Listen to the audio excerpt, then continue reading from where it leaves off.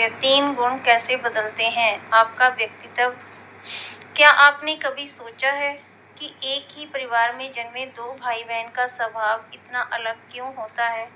कोई शांत और ज्ञानप्रिय होता है, कोई अत्यंत सक्रिय और महत्वाकांक्षी, तो कोई आलसी या उदासीन। नमस्कार दोस्तों, आज हम इसका ही उत्तर जो है अथर्ववेद में से देंगे। अथर्ववेद इसका उत्तर देता है। आज अथर्ववेद के कांड 1 सूक्त 1 की व्याख्या को सरल भाषा में समझते हैं। यहाँ ऋषि हमें बताते हैं कि मनुष्य के स्वभाव का रहस्य प्रकृति के 3 गुणों में छिपा हुआ है। 3 गुण क्या हैं? वैदिक दर्शन के अनुसार इस संसार की हर वस्तु और हर जीव में 3 गुण होते हैं, सत्व, रजस और तमस। इन तीनों के अलग अलग अनुपात से प्रत्येक व्यक्ति का स्वभाव बनता है। पहला गुण सत्व। सत्व का अर्थ है ज्ञान, शुद्धता, संतुलन, विवेक और शांति। जिस व्यक्ति में सत्व अधिक होता है वह सत्य बोलने में वाला, धैर्यवान, दयालु और विचारशील होता है। ऐसे लोग ज्ञान प्राप्त करने और दूसरों का कल्याण करने में आनंद अनुभव करते हैं। दूसरा गुण रजस। रजस का अर्थ है ऊर्जा, कर्म, उत्साह, महत्वाकांक्षा और निरंतर सक्रिय रहना। रजोगुण व्यक्ति को आगे बढ़ने की प्रेरणा देता है, लेकिन यदि यह असंतुलित हो जाए तो यही गुण क्रोध, बेचैनी, अहंकार और लालच का कारण भी बन सकता है। तीसरा गुण तमस। तमस का अर्थ है जड़ता, आलस्य, अज्ञान और अंधकार। जब तमोगुण बढ़ जाता है तो मनुष्य सत्य को समझने की क्षमता खोने लगता है और जीवन में प्रगति रुक जाती है। फिर लोग अलग अलग क्यों होते हैं? वेद कहते हैं कि हर व्यक्ति में ये तीनों गुण मौजूद हैं, लेकिन उनका अनुपात अलग अलग होता है। इसी कारण 2 समान रूप से बुद्धिमान लोग भी बिल्कुल अलग जीवन जी सकते हैं।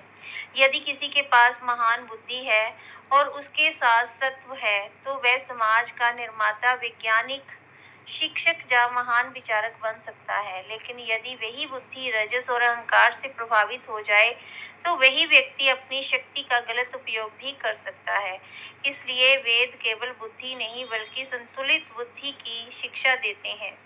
इस व्याख्या में हमें बताया गया है कि प्रकृति पहले 7 मूल रूपों में विकसित होती है, फिर उन सातों पर सत्व, रजस और तमस ये तीनों गुण प्रभाव डालते हैं। इस प्रकार 7 into 3 7 गुणा 3 21 के बराबर प्रकार की अभिव्यक्तियां या रूप बनते हैं। इसे मंत्र में त्रिशब्द कहा जाता है। यह संख्या केवल गणना नहीं बल्कि यह बताती है कि प्रकृति अनगिनत रूपों में कैसे प्रकट हुई। वाचस्पति से प्रार्थना। अंत में ऋषि वाचस्पति अर्थात वाणी और ज्ञान के देवता से प्रार्थना करते हैं, हे वाचस्पति, मुझे पवित्र मन, श्रेष्ठ बुद्धि और ऐसा ज्ञान दीजिए जो मेरे जीवन में स्थायी हो जाए। यह केवल पढ़ने की प्रार्थना नहीं है, यह जीवन भर सीखते रहने, सही सोच विकसित करने और ज्ञान को आचरण में उतारने की प्रार्थना है। एक महत्वपूर्ण बात, कुछ आधुनिक लेखक इस वैदिक सिद्धांतों की तुलना आधुनिक विज्ञान की अवधारणाओं से करते हैं। यह एक दार्शनिक व्याख्या है। इसे वेदों द्वारा आधुनिक विज्ञान का प्रत्यक्ष वर्णन नहीं माना जाना चाहिए।